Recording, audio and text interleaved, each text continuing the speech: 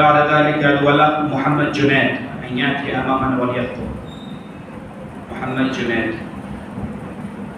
بعده محمد إعجاز أن يأتي أمامنا وليخطب.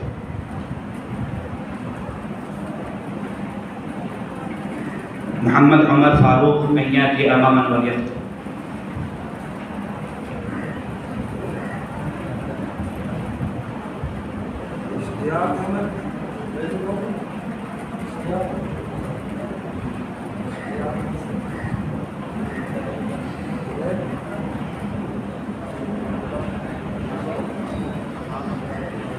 الحمد لله الذي هدانا لخير الأديان والصلاة والسلام على شمس الهداية والإيمان.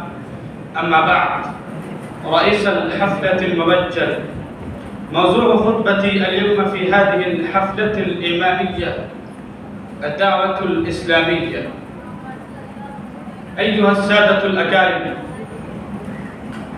لقد أرسل الله رسله مبشرين ومنذرين وختمهم بأشرف الأنبياء والمرسلين محمد صلى الله عليه وسلم، وبعثه بالهدى ودين الحق، وأرسله رحمة للعالمين وقدوة للمؤمنين ومنارا للسالكين وحجة على الخلق أجمعين.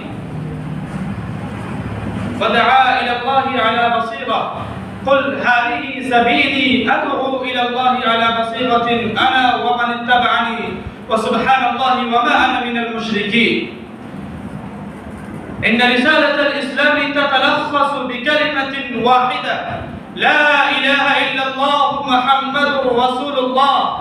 إنها دعوة قائمة على بصيرة وحجة واضحة ويقين صادق.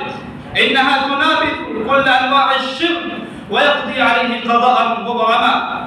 لقد كان منهج رسول الله صلى الله عليه وسلم في دعوته أكمل منهج، وهديه فيها أتم هدي، تحلى بالرفق والأناة والحكمة والموعظة الحسنة، فأثمرت وآتت أكلها، وقد دخل الناس أفواجا، وسادت المحبة والسلام بين العباد، وشهد العالم حضارة إسلامية عريقة عالمية لم يشهد التاريخ لها مثيلا. ودعا إلى الله على بصيرة، فكانوا أسود الوغى والريوث العرين ضد الشرك والفساد، يؤلفون قلوب المؤمنين وينشرون الحق، كما قال تبارك وتعالى: ومن أحسن قولا ممن دعا إلى الله وعمل صالحا وقال إنني من المسلمين. أيها الحضور، لو لم يكن هذا الإيمان الصادق الأمين، لو لم تكن هذه العبودية الخالصة، ولو لم تكن هذه المراقبة الدائمة لله، لو لم يكن هذا الاستسلام الكامل، لما أمكن لهم بلوغهم إلى أهدافهم، لما أمكن لهم تحقيق أهدافهم في حياتهم، لما سهل لهم النهوض بكل مطلب، وإنما توفر لديهم الاستعداد التام، حانت لهم التضحية والفداء، وإنما طلب الإسلام منهم دماءهم الزكي، فلم يترددوا في بذل دمائهم وتضحية حياتهم، ورأوا الشهادة أمنية غالية، ورأوا الفرار إلى الله فوزا وانتصارا. ولكن يا شباب الإسلام، كيف نرجو فلاحا وقد أزعنا كثيرا من مقوماته؟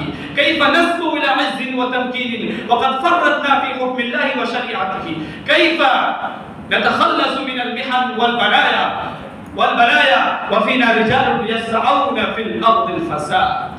يا أصحاب القلوب المؤمنة، تعالوا إلى أن نجدد إيماننا، تعالوا إلى أن نحمل لواء الدعوة الإسلامية، تعالوا إلى أن نشعل في قلوبنا شعلة الإيمان، لأن الإيمان الراسخ والجهد المتواصل والمحبة لخاتم الرسل صلى الله عليه وسلم كالسيف الصيقل في حياة الجهاد والقتال.